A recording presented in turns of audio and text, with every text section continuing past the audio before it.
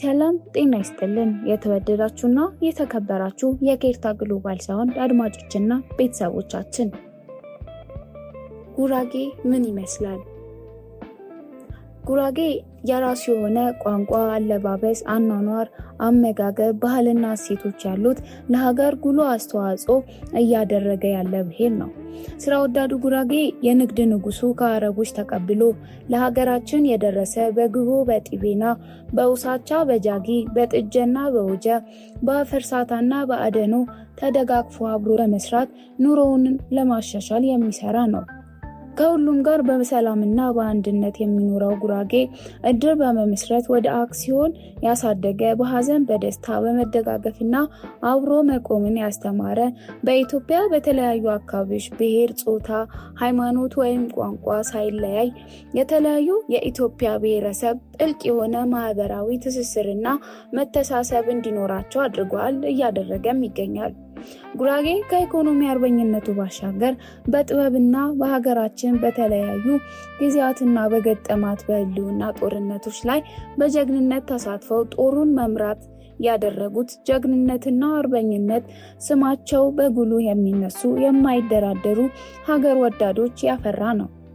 ኬርታ ማለት ኬር ወይም ሰላም ከሚለው ቃል የተወሰደ ሲሆን በሶዶ ክስታኔ ቤተ ጉራጌ ማህበረሰብ ዘንድ በጥላቻና ክፋትን በአጠቃላይ ክፉ ስራ ለማስወገድ ከዚህ በፊት የተሰሩ ግፍ ወይም ክፉ ስራዎች በአካባቢ ያሉ በእድሜ ገፋ ያሉ የሀገር ሽማግሌዎችና አዋቂዎች ተጠይቆ ለኦማኖ የሴራ አባቶች ቀርቦ ይህንን ግፍ ክፉ ስራ እንዲወጣላቸው ነው።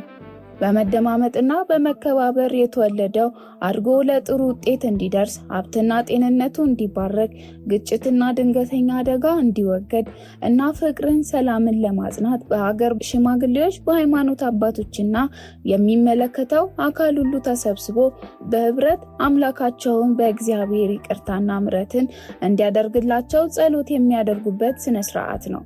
በማህበረሰቡ ዘንድ የተለያዩ አይነት የኬርታ ስነስርዓት ያሉት ሲሆን እነሱም የሀገር ኬርታ፣ የጎሳ ኬርታ፣ የንስሐ ኬርታ እና የዘወትር ኬርታዎች ሲሆኑ አያት ቅድመ አያቶቻችን አባቶቻችን ለገጠማቸው ችግሮች ሁሉ መፍትሄ የሚያገኙበትና እስከዛሬ ድረስ በተለያዩ ጊዜያትና ደረጃዎች እየተፈጸመ መፍትሄዎችም እያገኙ ይገኛል። ሴራ ማለት በክስታኔ ቤተ ጉራጌ ብሔረሰብ የጉርድና ህግ ማለት ነው። ወቾ ሲባል በክስታኔ ቤተ ጉራጌ ብሔረሰብ አንድ ሰው ለሌላ ሰው ወይፈን ወይም ላምን በመስጠት ላሟ ስትወልድ ወተቷን በመጠቀም ለማርባት ነው። ግርፍ ማለት ወይፈኑንም ለእርሻ ብቁ ለማድረግ ለማብቃትና ከ2 እስከ 4 ዓመት መስጠት ነው። ቆት ሲባል በክስታኔ ቤተ ጉራጌ ብሔረሰብ አንድ ሰው ዶሮ ወይም በግ ወይም ፍየል በሌላ ሰው አርብቶ የእናትየውን ፍሬ በጋራ ለመጠቀም በብሔረሰቡ ውስጥ የተለመደ አብሮ የማደግ ባህል ነው። ጥጀ ሲባል በክስታኔ ቤተ ጉራጌ ብሔረሰብ ከ5 ወንዶች በላይ በመደራጀት በየተራ ድግስ እየተደገሰ የእንሰትም ሆነ ሌሎችም ስራዎች በጋራ ተባብሮ በአንድ ቀን ስራን የማጠናቀቂያ ዘዴ ማለት ነው። ግቦ ሲባል በሶዶ ክስታኔ ቤተ ጉራጌ ብሔረሰብ ከ5 ወንዶች ወይም ሴቶች በታች በመደራጀት በየተራ በመግባባት ለአንድ ሰው አጨዳ ወይም ሌላ ስራ በየተራው ጠብቆ የሚሰራበት የስራ ማስተግበሪያ ስልት ነው። ጃጊ ማለት በክስታኔ ቤተ ጉራጌ ብሔረሰብ ውስጥ አንድ አቅመ ደካማ የሆነ ወይም ባለሀብት የአካባቢውን ህብረተሰብ የጉልበት ስራ እንዲረዳ በመለመን የእርሻ የሰብል መሰብሰብ ወይም የእንሰት ስራም ይሁን ሌሎችም ስራዎች ድግስ በመደገስ እንዲሰራለት የሚያደርግበት ዘዴ ነው። ውሳቻ ማለት በክስታኔ ቤተ ጉራጌ ብሔረሰብ ከ5 ሴቶች በላይ በመደራጀት በየተራ ድግስ እየተደገሰ የእንሰትም ሆነ ሌሎችም ስራዎች በጋራ ተባብሮ በአንድ ቀን ስራ ማጠናቀቂያ ዘዴ ነው። ውጆ ማለት በክስታኔ ቤተ ጉራጌ ብሔረሰብ እስከ 5 ሴቶች በመደራጀት የወተትና የቅቤ እቁብ ወይም ማህበር በመፍጠር የሚሰሩበት ማህበራዊ ዘዴ ነው።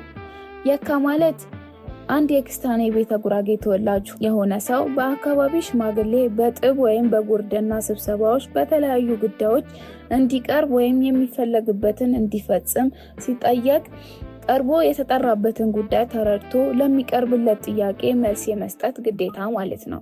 ቸግ ማለት በክስታኔ ቤተ ጉራጌ ብሔረሰብ ውስጥ የጭናሞች የቀለበት ስነ ስርዓት የሚደረግበትና ቀድሞ ሽማግሌዎች ተልኮ በሚጁ የተጀመረ በዚህ ሽምግልና ስርዓት የሚጠናቀቅበት ልጅህ ለልጄ ብለው ቃል የሚገቡበት ጥልቅ ስርዓት ነው።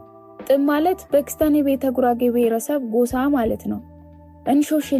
እንሾሽላ ማለት ከሰርጉ ቀን 2 ቀን ቀድሞ የሙሽራ ወይም የሙሽሪት ቤተሰብ ተሰብስቦ የአካባቢ ወጣት በተገኘበት እየተጨፈረ የሚታደርበት ቀን ማለት ነው። ጌፌቻ ማለት በየትኛውም ሸንጎ ውሳኔ ቅሬታ የተፈጠረበት ማንኛውም ሰው ይግባኝ የሚጠይቅበት ስርዓት ነው። ወጃ ማለት የከብቶች ተራ መጠበቅ፣ በየቀኑ የአንድ አካባቢ ሰው በየተራ የጎረቤት ከብቶች ጠዋት ከባለቤቱ በመረከብ አብልቶና ጠጥቶ ወደ ማታ አካባቢ ለባለቤቱ የሚመለስበት ስርዓት ነው። ዋሪሄ ወይም የምሽት ሸንጎ ማለት በየምሽቱ የአቅራቢያ ጎረቤት አዛውንት ወይም ሽማግሌ ቤት በየተራ በመሰብሰብ ስለ ስራ፣ ስለ አካባቢ፣ ስለ ሀገር ደህንነት፣ ታሪክ፣ ወግ፣ ባህል ወዘተ የሚመካከሩበትና ዕውቀት የሚሸምቱበት መድረክ ማለት ነው። አፈርሳታ ወይም አውጫጭኝ ማለት የጦርነቱ ያለመግባባት ግጭት እንዲሁም ወስላታን ለማጥፋት ጊዜያዊ ማስታገሻ ወይም ማቆሚያ ባህላዊ የጉርድና ስርዓት ነው።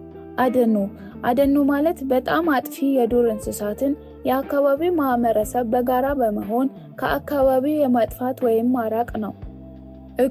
እቁ ማለት በአሁኑ ዘመናዊ የቁጠባ ስርዓት መነሻ እንደሆኑ የሚታወቅ ወይም የሚነገርላቸው የጉራጌ ማህበረሰብ እንደሆኑ ታሪክ ድርሳናት የታሪክ ምሁራኖች ይናገራሉ።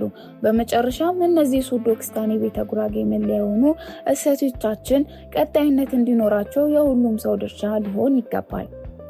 የሶዶ ክስታኔ መገለጫ የባህል ተምሳሌቶች በሌላ ዝግጅት እስክንገናኝ ድረስ ቸር ሰንብቱልን። ቻናላችንን ሰብስክራይብ፣ ሼር፣ ላይክ ማድረጉ እንዳይዘነጋ።